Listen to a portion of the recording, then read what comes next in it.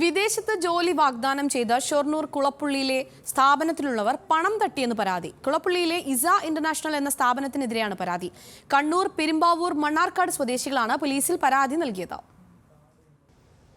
കണ്ണൂർ സ്വദേശികളായ നവീനും ഷിജുവിനും ഇസ്രായേലിൽ കാർഷിക മേഖലയിൽ 1.5 ലക്ഷം രൂപ ശമ്പളത്തിൽ ജോലി നൽകാമെന്നായിരുന്നു വാഗ്ദാനം. ഇതിനായി 4.5 ലക്ഷം രൂപ ആവശ്യപ്പെടുകയും 50,000 രൂപ വാങ്ങുകയുമായിരുന്നു. പെരുമ്പാവൂർ സ്വദേശി റോയ്ക്ക് ദുബായിൽ ജോലി നൽകാമെന്നായിരുന്നു അറിയിച്ചിരുന്നത്. ഇതിനായി 35,000 രൂപയും സ്ഥാപനത്തിലുള്ളവർ വാങ്ങിയിരുന്നു. കൊടകര സ്വദേശിയായ സ്ത്രീയിൽ നിന്നും 1,85,000 രൂപ വരെ വാങ്ങിയിരുന്നു. ഇതിൽ 85,000 രൂപ തിരികെ നൽകിയെങ്കിലും 1 ലക്ഷം രൂപ ഇതുവരെ നൽകിയിട്ടില്ലെന്നും പരാതിയുണ്ട്. ഇത് എസ് ഇന്റർനാഷണൽ ഓഫീസാണ്. ഇത് എൻ്റെ അടുത്ത് പുറത്തേക്ക് പോകണമെന്ന് പറഞ്ഞ് എൻ്റെ കയ്യിൽ നിന്ന് 1.80 പറഞ്ഞ് പുറത്തേക്ക് പോകണമെന്ന് പറഞ്ഞ് എൻ്റെ കയ്യിൽ നിന്ന് ഒരു 35 രൂപ അടുത്ത് വാങ്ങിയിട്ടുണ്ട് ഇവർ.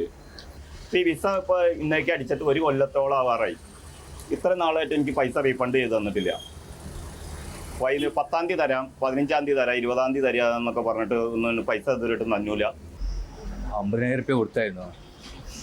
50,000 രൂപ കൊടുത്തിട്ട് പിന്നെ 1 മാസം കൊണ്ട് തന്നെ 4 ലക്ഷം രൂപ കൊടുക്കണമെന്ന് പറഞ്ഞു. അങ്ങനെ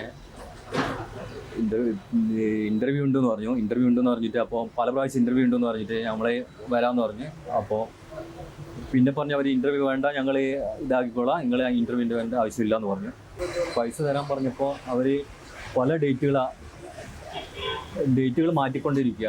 കുറച്ച് പറഞ്ഞ് കൊടുത്തിന്, അവർ കൊടുത്തിട്ട് അവിടെ നിന്ന് കുറച്ച് പൈസ വാങ്ങി തന്നേ, 25,000 വാങ്ങി, പിന്നെ അത്ര 25,000 ബാക്കിയുണ്ട്. മണ്ണാർക്കാട്, വയനാട് സ്വദേശികളായ യുവാക്കളും സ്ഥാപനത്തിനെതിരെ പരാതിയുമായി രംഗത്തെത്തിയിട്ടുണ്ട്.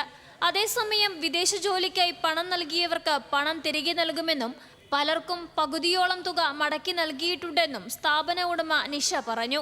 ഇക്കാര്യം പോലീസിനെ അറിയിച്ചിട്ടുണ്ടെന്നും നിഷ പറഞ്ഞു. സംഭവത്തിൽ ലഭിച്ച പരാതി പരിശോധിച്ച് ആവശ്യമായ നടപടിയെടുക്കുമെന്ന് SI മഹേഷ് പറഞ്ഞു. ന്യൂസ് മലയാളം, പാലക്കാട്.